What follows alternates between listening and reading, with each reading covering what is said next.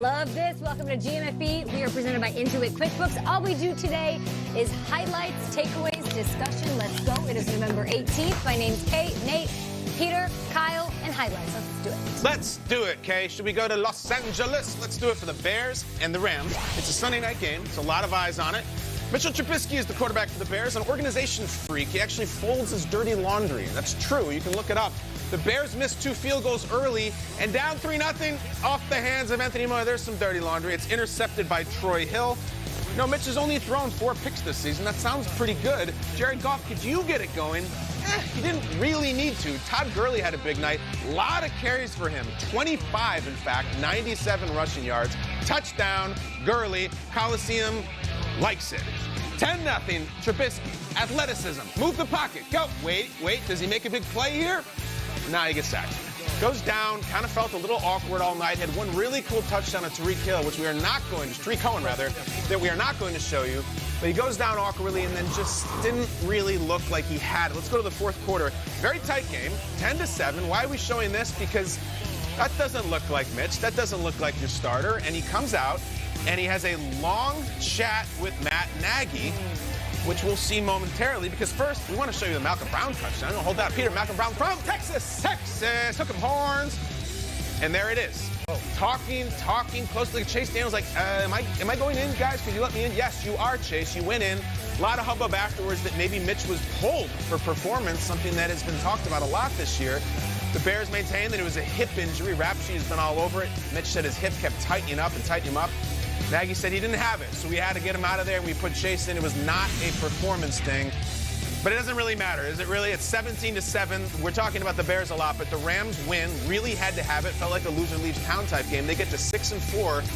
And speaking of the Rams, our own Omar Ruiz, who was otherwise hanging out with tennis legends on his free time, goes to Jared Goff and talks about the win.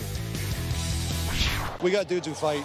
Both sides of the ball. Serena. We got dudes who fight. Venus. And it showed up tonight. Venus, thank God I didn't say it. With the offensive line, so many different new faces in there, but they came together pretty quickly and allowed you guys with protection and getting yards for Todd. What can you say about them this week? I can't say enough. They stepped up so big, and we knew the type of game it was going to be with, a field position game like that, and just being able to run the ball like we could and protecting the pass game. I can't say enough about what those guys did, especially those young guys stepping in there and their first action. Some of them, it's incredible, and we got dudes who fight.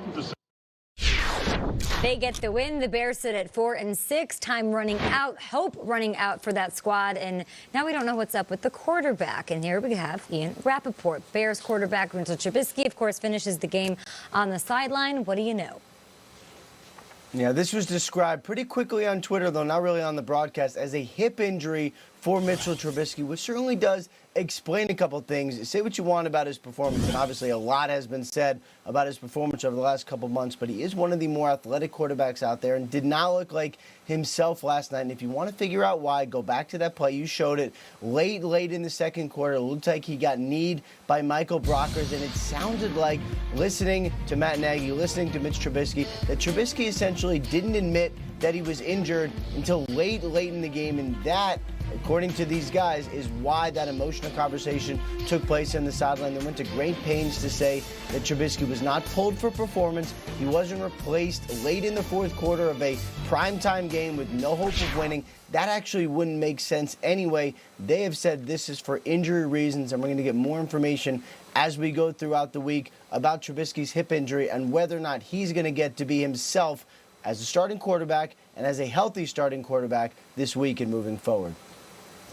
Moving forward, they've got the Giants in Week 12. Thank you for the update there, Ian. More on Chicago's side of things, but let's talk about these Rams. They were victorious, but not impressive, and they haven't really been all year. Congrats to Todd Gurley for having a good game, but look at the schedule ahead of them. They leaned on defense. I mean, did they find a recipe for success, or was it more about the Bears this one? Can they grind out ugly wins against the Ravens, the Seahawks, the Cowboys, the Niners? That's what it's going to take for them to get in.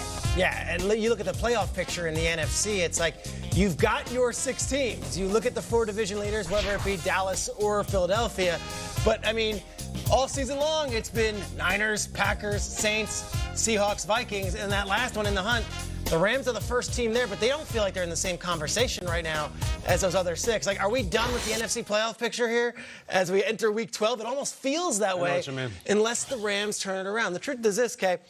I picked the Rams to win the Super Bowl this year. I came in with fire and brimstone saying they're going back. You're going to do it. I watched last night. I think the defense played well. I think it was nice to see Todd Gurley make a cameo in the NFL season. But that's not a team that's winning the Super Bowl, and they have so much still to learn and to gain from. And there were more injuries, and there were more problems. And I don't come away from that game feeling overly optimistic about the Rams, even in a win. And they've got a Monday night game against the Ravens the following week. Monday night against the Ravens, and they're coming into their building. So, like, the Ravens are coming to L.A. If you beat the Ravens, now we can do this. Like, let's start talking about this. But I'm sorry, as much as I love the Rams, to beat Trubisky in that version of the Bears, I can't do flips this morning. Game and a half back of the Vikings for the final wild card spot as things stand today. 3 games back of the Niners in the NFC West. What's your temperature on the Rams? I saw glimpses of who they were or who I thought they would be. You know, it's like seeing somebody from your past from a distance. And you're like, wait a minute, is that? Is it the Rams? Yeah. I thought that was you. I saw you walking over there, the same outfit here. I mean, you got a little taller, a little stronger. I can tell they made effort. They made effort to give Todd Gurley the ball. And, you know, we can talk about Todd Gurley making an appearance in this NFL season. Maybe this is why they were holding him back. Maybe this is why they were splitting carries. Maybe this is why they were resting him in the preseason. Maybe this is the point in the season where they say, you know what, let's feed our superstar that we paid top-tier money for. We'll look forward to what they're going to do with the game plan the rest of this year, November, December. But right now, I've seen glimpses, and they can build off of this. But like Shrek said, they're going to have to win games and maybe get a little bit of help of some of those teams in the wild card spot. They ran the ball in almost two-thirds of their snaps. It was a cool thing they did. Like, they said, let's go old school with Gurley and just run him north and south. And I imagine if you're with the Rams this morning, you're like, listen, we didn't have Cooks. We lost Robert Woods hours before the game. I'm sorry we won a game on national television. You guys are killing me. Right. But I look at it more like, to make a local reference, it's like they're in there auditioning for some part with their sides in their hand, and they do an okay audition, but then you walk out, and it's like me when I auditioned for Las Vegas. I left, and Josh Duhamel was there. Josh Duhamel, in this case, is the Niners and the Seahawks. Like, they just look really good. No, I'm not anti-Ram. I'm just pro-Niner and Seahawk. They look so great. It's going to be a tough ride, and I did not get that part of the list, as we know. All right. Nobody's going to Duhamel. Come on now. We're the beneficiaries. Yeah. Here. Yeah, right. Thank you, Kyle. Thank you. Thank you for being a failed actor.